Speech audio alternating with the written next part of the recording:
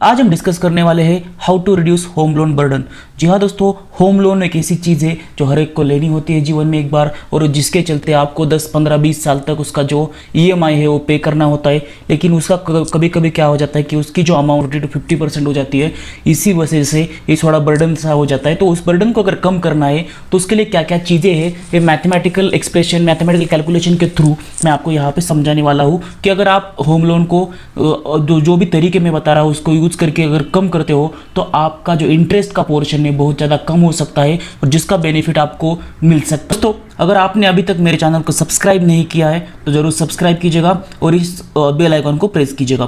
तो सबसे पहले जैसे कि यहाँ पे होम लोन के बेनिफिट कैसे लेने हैं ये समझने के लिए मैंने एक एग्जांपल लिया है, जिसमें हम कंसिडर करेंगे कि आपके लोन का अमाउंट 50 लाख है। क्योंकि दोस्तों बहुत सारी जो बड़ी सिटीज़ है वहाँ पे अभी मिनिमम 50 लाख के ऊपर का ही लोन मिल रहा है। मान लेते हैं कि जो पुणे या बहुत से बड़ी सिटीज़ है वहाँ पे 60, 70, 80 में मिलता है। मुंबई, दिल्ली में तो 1.5 करोड़ 2 करोड़ के ऊपर ही फ्लैट्स मिलते हैं। तो उसके बारे में तो अभी हम डिस्कस ही नहीं कर रहे हैं। लेकिन जो ऐसी सिटीज़ है जहाँ पे 60-70 लाख में फ्लैट मिलता है और आपका डाउन पेमेंट 5 से 10 लाख 15 लाख तक है, और आपका अगर लोन अमाउंट यहाँ पे 50 लाख का है और यहाँ पे टेन्योर 20 ईयर्स के लिए, इंटरेस्ट रेट अभी तो फिलहाल जो लोवेस्ट इंटरेस्ट अभी बैंक रेट ऑफर कर रही है वो 6.5% है। लेकिन बहुत सारे लोगों का इंटरेस्ट जो पुराने कस्टमर्स है उनका 7.5, 7.27 तक है।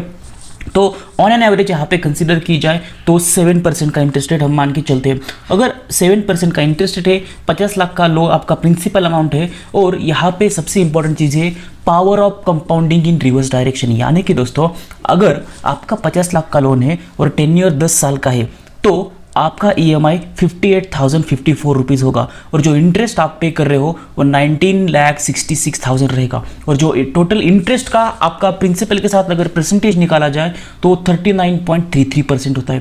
दोस्तों ये जो चार्ट है, चाहे जो भी आपका लोन का अमाउंट हो, 50 लाख, 60 लाख, 40 लाख, 30 लाख, चाहे जो भी आपका इंटरेस्ट रेट हो 6%, 7%, 8%, 9%, जो percentage of interest on principal amount की जो वैल्यू है वो अगर आप टेन्योर के साथ कंसिडर या कंपेयर करते हो तो हर जगह पे आपको यही अमाउंट, यही परसेंटेज मिलेगा।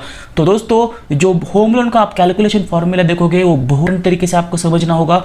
किसी भी अमाउंट का लोन ले लो, कोई भी आपका इंटरेस्ट रेट हो, आपका जो percentage of interest on principal amount रहेगा वो इसी रेंज में रहेगा। आप कैलकुलेट करके देख सकते हो आपका टेन्योर कितना है और आप अमाउंट कितना पे कर रहे हो। तो दोस्तों अगर यहाँ पे 15 साल के लिए आपने अगर 50 लाख का लोन लिया तो आपका EMI 44,000 पर मंथ आएगा, और जो इंटरेस्ट आप पे कर रहे हो वो लगभग 61% पे कर रहे हो अमाउंट के, यानी कि 30,89,000 रुपीज़ पे कर रहे हो। 20 साल के लिए अगर आप लोन लेते हो तो आपको 38,765 रुपीज़ का EMI रहेगा, और टोटल इंटरेस्ट जो है आपके प्रिंसिपल के मुकाबले 86% रहेगा, क्योंकि आपका इंटरेस्ट जो है वो 43,03,000 है। 25 ईयर्स और 30 ईयर्स के लिए अगर देखा जाए तो आपका जो इंटरेस्ट अमाउंट है आपके लोन के प्रिंसिपल अमाउंट से ज़्यादा है, यानी कि 100% से ज़्यादा आप इंटरेस्ट पे कर रहे हो। तो 25 ईयर्स के लिए आप 112% पे करते हो, 30 ईयर्स के लिए आप 139% पे करते हो, क्योंकि 50 लाख का लोन था उसके ऊपर 69 लाख का आपका इंटरेस्ट है। तो दोनों की एडिशन की जाए तो लगभग आपको यहाँ पे 1 करोड़ 20 लाख रुपीज़ तक का अमाउंट पे करनी पड़ रही है 30 ईयर्स के लिए। तो दोस्तों अगर यही चीज़ हम और एक तरीके से यहाँ पे समझ लेते हैं कि क्योंकि ये जो अमाउंट है, वो इंटरेस्ट का जो अमाउंट है इसे क्यों बढ़ रहा है, क्योंकि अगर देखा जाए अगर आपने इस साल में लोन लिया है तो फर्स्ट ईयर में आपका जो EMI है वो सपोज मान के चलते 20 ईयर्स का था तो 38,000 आपका यहाँ पे EMI जाता था। तो 12 महीने का आपका EMI जो है वो 4,65,000, तकरीबन 4.25 लाख रुपीज़ के आसपास जा रहा है। लेकिन उसमें से जो इंटरेस्ट के अमाउंट पहले साल में देखोगे वो 3,46,000 जा रहा है, और जो प्रिंसिपल आपका कम हुआ है वो 1,18,000 रुपीज़ सिर्फ कम हुआ है। यानी कि एक साल में आपने लगभग 4,65,000 पे करने के बाद भी आपके प्रिंसिपल में से जो अमाउंट कम हुई है वो सिर्फ और सिर्फ 1,18,000 है। यानी कि फिर भी आपका एक साल के बाद का जो लोन है वो 48,81,000 है। दूसरे साल भी देखा जाए तो आपका जो प्रिंसिपल अमाउंट जैसे कम हुआ है वो सिर्फ 9,000 रुपीज़ से बड़ा है, यानी कि लगभग 4,65,000 रुपीज़ आप पे कर रहे हो दूसरे साल में भी, लेकिन सिर्फ जो इन प्रिंसिपल है 1,27,000 रुपीज़ कम हो रहा है। इसे अगर देखा जाए तो तीसरे चौथे पांचवे, और हम इसे यहाँ पे कैलकुलेशन क्या है 10th ईयर के बाद आपका कितना अमाउंट जाता है, तो लगभग 4,65,000 मल्टीप्लाई बाय 10 करते हो तो 46 लाख रुपीज़ आप 10 साल में पे करते हो। और जो आपका अमाउंट कम हुआ है 10 साल के बाद वो 38,000 फिर भी बाकी है। तो 46 लाख पे करने के बावजूद आपके सिर्फ और सिर्फ 17 लाख रुपीज कम हुए हैं, बाकी के ऊपर के 21 लाख रुपए आपका सिर्फ और सिर्फ इंटरेस्ट यहाँ पे गया है। तो दोस्तों इसी तरीके से अगर देखा जाए तो आपके पहले जो कुछ ईयर्स है, पहले 5 या 6 ईयर्स, वहाँ पे आपको ज़्यादा से ज़्यादा आपका लोन का प्रिंसिपल अमाउंट कम करना चाहिए, ताकि आपका जो इंटरेस्ट ज़्यादा जा रहा है उसके लिए हेल्प हो सके। तो इसके लिए टिप्स क्या है दोस्तों कि ट्राई टू पे 1 मोर EMI पर ईयर। जो भी आपका EMI है, तो आप 12 EMI पे करते हो तो ट्राई टू पे 1 मोर EMI, एक और EMI का अमाउंट एक साल में एक्स्ट्रा पे करने का आप ट्राई कीजिएगा, ताकि उससे आपका प्रिंसिपल का जो अमाउंट है कम हो सके। दूसरी चीज़ है, आपके हर साल सैलरी बढ़ती है, अप्रैल मंथ में किसी कंपनीज में, जून जुलाई मंथ में होती है, तो आपकी जब भी सैलरी बढ़ती है तो आपका EMI का जो अमाउंट है वो 4 to 8% आप उसको बढ़ा लीजिएगा, क्योंकि लगभग 10% के अराउंड आपकी जो सैलरी है हर साल बढ़ती है। तो 4 to 8% आप अगर EMI बढ़ाते हो तो भी आपका टेन्योर कम हो जाएगा और आपका इंटरेस्ट कम हो जाएगा, तो और आपको ज़्यादा बेनिफिट मिलेगा।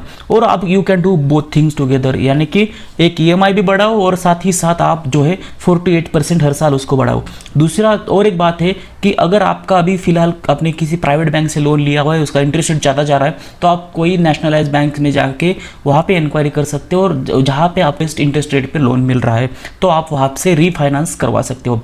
और ट्राई टू पे maximum amount in initial 5 year. जैसे कि मैंने बताया पहले 5 साल में सिर्फ और सिर्फ इंटरेस्ट जा रहा है, प्रिंसिपल बहुत कम जा रहा है, इसीलिए आपको पार्ट पेमेंट करने की पहले 5 साल में जरूरत है। तो इसका बेनिफिट कैसे होता है यहाँ पे देखेंगे। जैसे कि 20 साल के लोन के लिए आप इंटरेस्ट 43 लाख पे कर रहे थे, यानी कि टोटल अमाउंट 93 लाख आप पे कर रहे थे अगर कोई आपने प्री पेमेंट नहीं किया तो। अगर आप हर साल 50,000 रुपीज़ का प्रीपेमेंट करते हो तो लगभग आपका यहाँ पे 93 लाख से 83 लाख 47,000 रुपीज़ तक आपकी अमाउंट कम हो रही है। तो आपका जो टोटल अमाउंट सेव हो रहा है, सिर्फ और सिर्फ एक्स्ट्रा क्या करना है कि हर साल 50,000 रुपये एक्स्ट्रा आपको प्रीपेमेंट करना है, तो आपके वो सीधा प्रिंसिपल अमाउंट से कम हो जाएगा। और इसीलिए आपका जो यहाँ पे बेनिफिट रहेगा वो 9.5 लाख प्लस का रहेगा।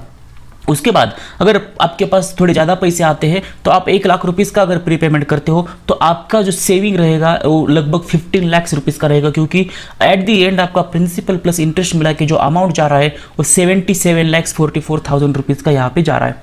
और अगर आपके पास हर साल इतने पैसे नहीं है, लेकिन 2-3 सालों के बाद आपने लोन लेने के 2-3 सालों के बाद आपके पास एक ही बार में पैसे आए, तो आपने अगर ऐसा किया कि पूरे 20 साल के टेन्योर में सिर्फ एक ही बार 2-3 साल के बाद 3 लाख रुपीज़ आपने पे कर दिए, तो उसके बाद उस कंडीशन में आपका कितना फायदा, कंडीशन में आपका लगभग 6 लाख रुपीज़ का यहाँ पे बेनिफिट होता दिखाई दे रहा है, क्योंकि आपकी जो अमाउंट जा रही है वो 86,89,444 रुपीज़ जा रही है। तो दोस्तों उम्मीद करता हूँ इसके थ्रू आपको थोड़ा बहुत आइडिया आ चुका होगा कि आपका इंटरेस्ट कॉम्पोनेंट होम लोन के लिए बहुत ही ज़्यादा है, जिसको कम करने की ज़रूरत है। उसको कम करने के लिए आपको प्रिंसिपल के ऊपर ज़्यादा काम करना होगा, और प्रिंसिपल अमाउंट जैसे ही कम होगा उसके हिसाब से इंटरेस्ट रेट कम होगा, इंटरेस्ट का अमाउंट कम हो जाएगा। तो दोस्तों इसके अलावा अगर कोई डाउट्स है तो नीचे कमेंट बॉक्स में कमेंट करके पूछ सकते हैं।